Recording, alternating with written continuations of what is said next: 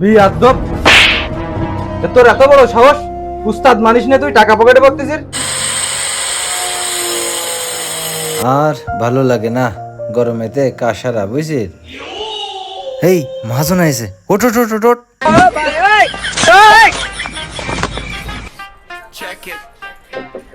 ধর ওদিক ধর, ওই হাতুড়িটা নিয়ে আয়।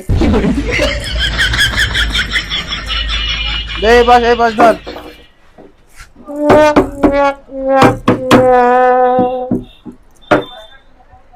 আরে মহাজন সাহেব, ভালো আছেন? কখন আসলেন?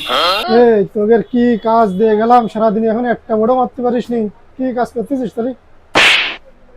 আর বললেন না ভাই, এই কাজ কি সহজ হয়? এর কাজ ভাঙতে আসছে, লেভেল করতে আসছে, তাও তো ফিনিশিং আসছে না ভালো। এই দেখেন, এই যে মিস্ত্রি কাজ করেছে উঁচু নিচে করবো তো, তা আপনি আইছেন ভালো হয়ে গেছে। ওই দুপুর হয়ে গেছে, কিছু খাইনি, খিদেও লেগে গেছে, তা ওই টাকা পয়সা দেন, কিছু খাইয়ে আসি।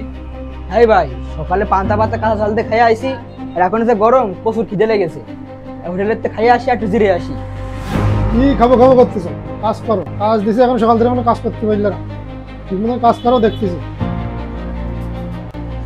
ও ভাই চলে যাচ্ছেন, যাওয়ার আগে তাহলে খাওয়ার টাকাটা দিয়ে যান।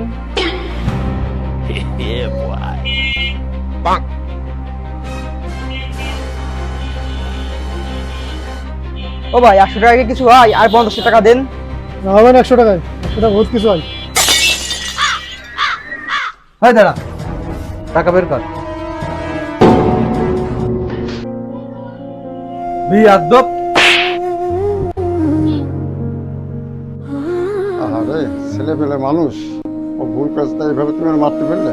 মারবো না তো কি করবো? হেই, তোর এত বড় সাহস, উস্তাদের উপরে মাতুব্বারি করিস? তোরা তো আর মানুষ হবি না, আর জীবনে কাজও শিখতে পারবি না। এই নে, এই 20 টাকা ধর, যা ওই দোকান থেকে কিছু খেটে আয়, যা খেয়ে আয়, যা।